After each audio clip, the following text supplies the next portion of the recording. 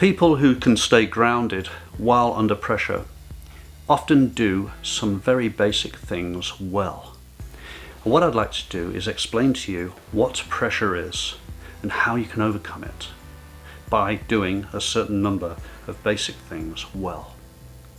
Let's have a think about time and pressure, shall we? Because pressure could also be defined as compressed time. And just as you might be able to compress oxygen and fuel in a piston chamber, compressions of these natures can lead to explosions. Indeed, compressions of emotional thoughts and feelings can lead to explosions. In very rare cases, ultimate compression can lead to the rare outcome as a diamond. A lot of people, unfortunately, think that pressure is always a good thing.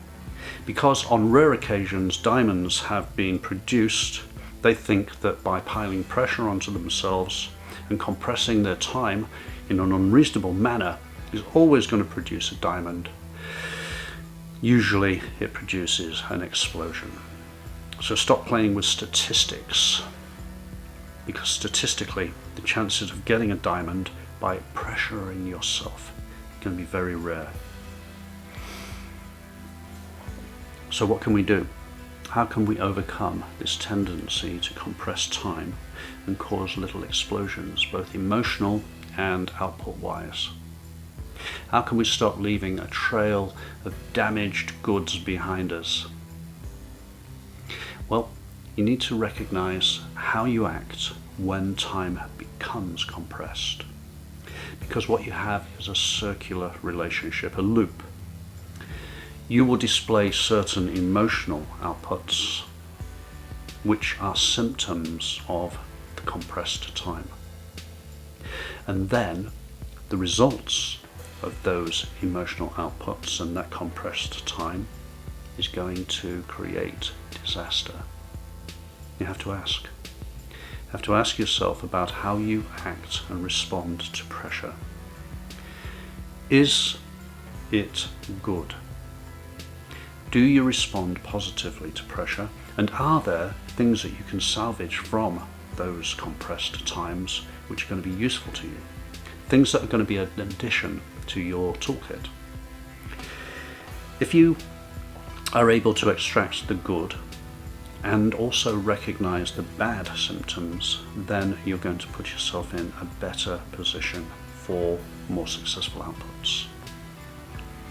One of the worst things you can do, though, is you can fail to plan. Because, as the old saying goes, when you fail to plan, you plan to fail. I'm suggesting that you recognize the danger signs, you recognize those little canaries in the coal mine, those symptoms and signs that are indicating to you that you are entering into a pressure zone.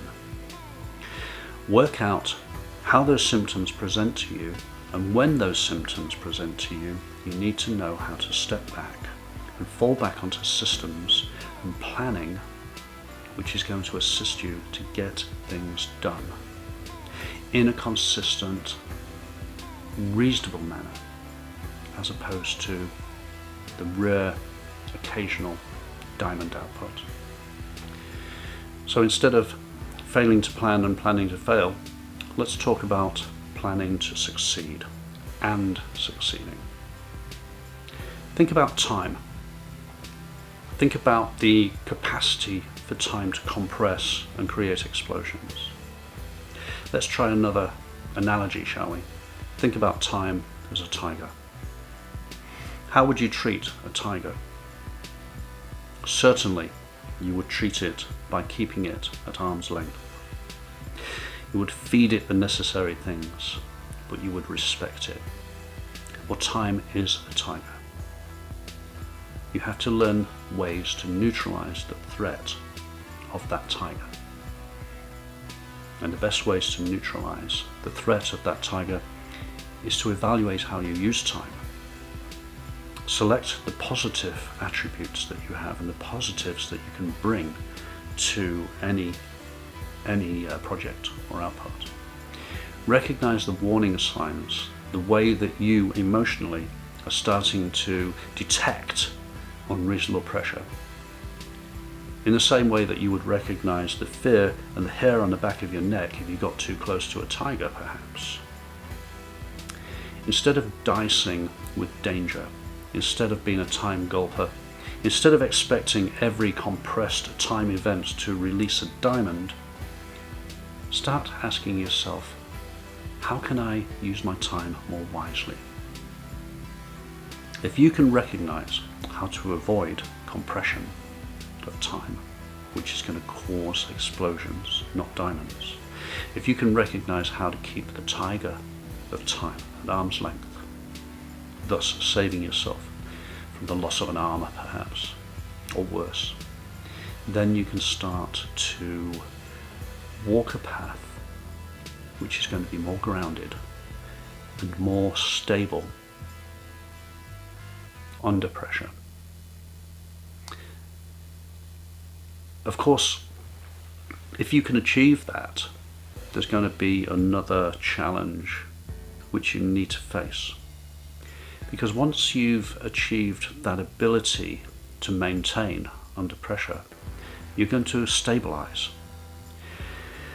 And the danger of stabilizing, of course, is that you haven't recalibrated your expectations. You come into a new kind of normal, a new kind of stability, and then you start to tell yourself that you're not progressing fast enough. Well, how do you overcome that particular challenge? How do you overcome the fear of failure or the fear of stability? Well, we'll talk about that next time. Have a look at the next panel, because next I'm going to talk about how to overcome that fear of failure and that fear of stasis, which occurs even when you're doing everything right. Stick with me for a little while and we'll cross that bridge next. And in the meantime, I'd like to leave you with this thought, which is, whatever it is you dare to do or dare to dream, begin it now.